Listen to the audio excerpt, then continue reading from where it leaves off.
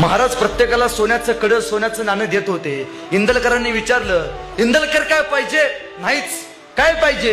महाराज मागणार आहे. काय? महाराज या रायगडावरती जगदीश्वराचं मंदिर बांधले. त्या मंदिराला एक पायरी आहे महाराज. त्या पायरीला फक्त एक इच्छा आहे महाराज. आप बोल ना, बोल इंदलकर काय पाहिजे?